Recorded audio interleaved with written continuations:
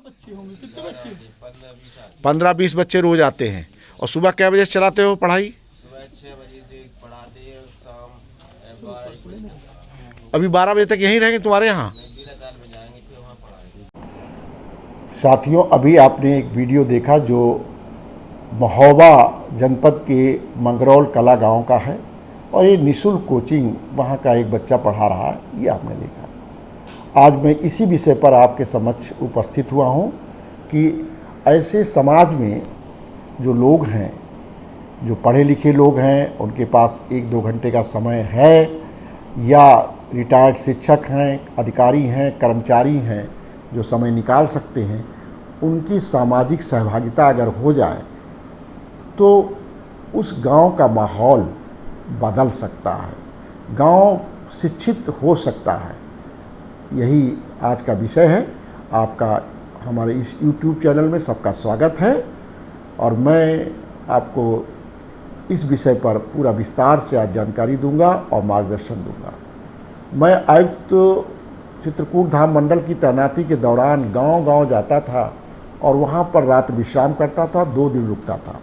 पहले दिन सभी अधिकारियों कर्मचारियों के साथ घर घर जाता था, हालचाल पूछता था, समस्याएं पूछता था, उनका हल वहीं पर करता था, जैसा कि आप इस वीडियो में देखेंगे। और दूसरे दिन सुबह 5 बजे फिर जो बचे हुए घर होते थे उन घरों में जाता था, सबके हालचाल पूछता था और उनकी समस्याएं जो होती थी हल, पूरी समस्या हल होने के बाद तब वापस होता था। इसी क्रम में मंगरौल कला गांव में जब मैं गया तो दूसरे दिन सुबह 5 बजे बचे हुए घरों में घूमने के लिए निकला तो पहला एक बच्चा जो मिला, जो आप इस वीडियो में देखेंगे कि वो बच्चा सुबह घूम रहा था। मैंने उससे हालचाल पूछी, शिक्षा का स्तर जानने के लिए उस बच्चे से शिक्षा के बारे में जानकारी करने के लिए उससे पूछा, आपको पहाड़ा कितने तक आता है, आप किस क्लास में हो? तो उसने बताया कि कक्षा 3 पास करके कक्षा 4 में गया हूँ और मुझे 30 तक पहाड़ा आता। तो मैं हतप्रभ रह गया, चौंक गया कि कक्षा 3 का बच्चा उसे 30 तक पहाड़ा आए, ये बहुत बड़ी बात थी। तो मैंने उससे कहा, बेटा जो आपको आता हो सुना दो।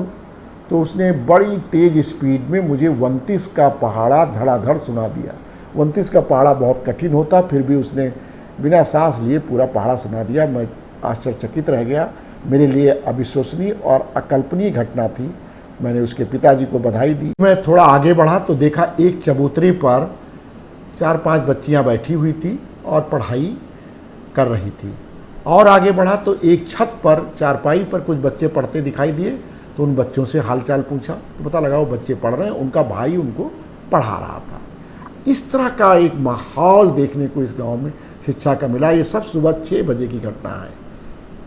फिर आगे बढ़ता हूँ तो एक घर के अंदर से आवाज़ आती है, तो मैं उसके अंदर जब जाता हूँ तो देखता हूँ कि वहाँ 9 बच्चे ज़मीन पर बैठे हुए थे और एक मास्टर साहब उनको पढ़ा रहे थे। बच्चों से जानकारी की, मास्टर साहब से जानकारी की तो पता लगा वो प्रतिदिन सुबह 6 बजे बच्चों को पढ़ाते हैं, निःशुल्क पढ़ाते हैं और बच्चे भी रोज़ पढ़ने आते हैं। ये बहुत बड़ी घटना मेरे लिए थी, अकल्पनीय थी, अविश्वसनीय थी और इसने हमको बहुत कुछ शिक्षा दी। मुझे बहुत कुछ सीखने को मिला, मुझे एक प्रेरणा मिली और एक रास्ता भी मिला कि कैसे हम नौजवान साथी, रिटायर्ड शिक्षक, रिटायर्ड कर्मचारी, अधिकारियों का उपयोग, उनके समय का उपयोग गांव के बच्चों को संस्कारित करने और उनको शिक्षित करने के लिए कर सकते हैं।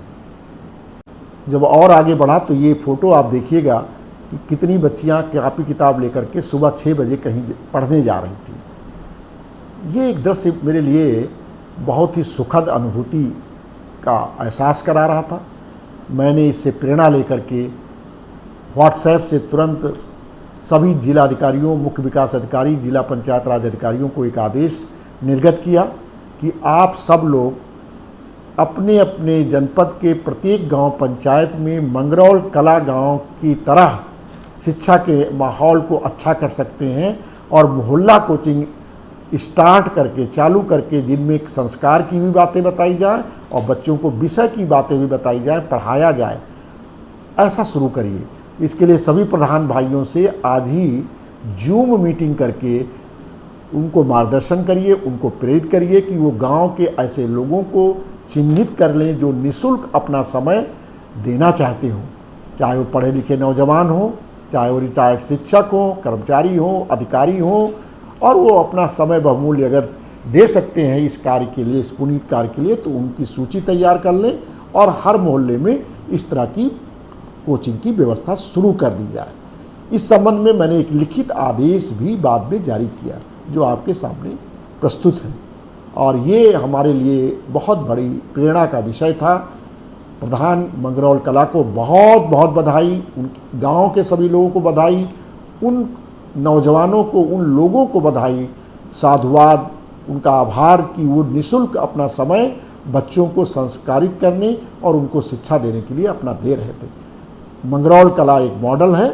पूरे प्रदेश के सभी प्रधान भाइयों से, सभी नौजवान साथियों से, सभी रिटायर्ड लोगों से मेरी विनती रहेगी कि आओ सामाजिक सहभागिता में अपने सामाजिक दायित्व का निर्वहन कुछ इस तरह हम कर सकते हैं इस मंगरौल कला गांव की प्रेरणा से।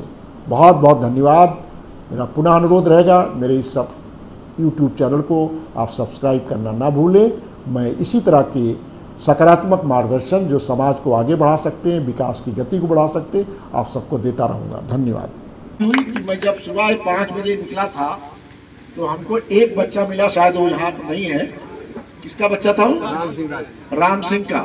तो मैंने ऐसे ही पूछ लिया, बेटा क्या करते हो? तो उसने कहा चौथी में पढ़ता। तो मैंने कहा तीसरी में पास करके गए होगे चौथी में। तो हमने कहा पहाड़ा कितने तक आता है? तो उसने कहा हमें पहाड़ा 30 तक आता है। तो हमने सोचा जब हम पढ़ते थे तब भी 30 तक हमको नहीं आता था, हम तो 20 ही तक याद किए थे। और हम जितने गांव जाते हैं बच्चों जरूर बात करते हैं 30 तक पहाड़ा कहने वाला हिम्मत से कि मुझे 30 तक आता है, वो राम सिंह का बच्चा था। एक बार जोरदार ताली उस बच्चे की। फिर हमने कहा बेटा जो मन चाहे सुना दो। मैं इसलिए अपनी तरफ से नहीं कहता हूँ कि मैंने कहा वो ना सुना पाएगा तो वो डिमोरलाइज हो गया, बाद में उसको अपने ऊपर ग्लानि होगी, इसलिए मैं किसी बच्चे को डिमोरलाइज नहीं करता हूँ। बड़ा मुश्किल उसने कहा, जब कहा आप बताओ क्या सुनाओ, हिम्मत देखो उस बच्चे की। तो बाद में हमने कहा तुम बेटा तुम जो मन चाहे सुना दो, मैं ना बताऊं। तो उसने 29 का पहाड़ा सुनाया, तो सबसे कठिन और पूरा सही पहाड़ा सुनाया। फिर मैं आगे बढ़ा, 5 बच्चे चबूतरे बैठे हुए पढ़ रहे थे। फिर एक आगे बढ़ा तो एक छत पे 4 बच्चियां पढ़ रही थी और उसका भाई होगा या जो भी हो पढ़ा रहा था। फिर आगे बढ़ा तो एक घर में दरवाजा खुला था और वहां 9 बच्चे पढ़ रहे थे, एक मास्टर साहब उनको पढ़ा रहे थे। ये सब सुबह 6 बजे की घटनाएं हैं। आप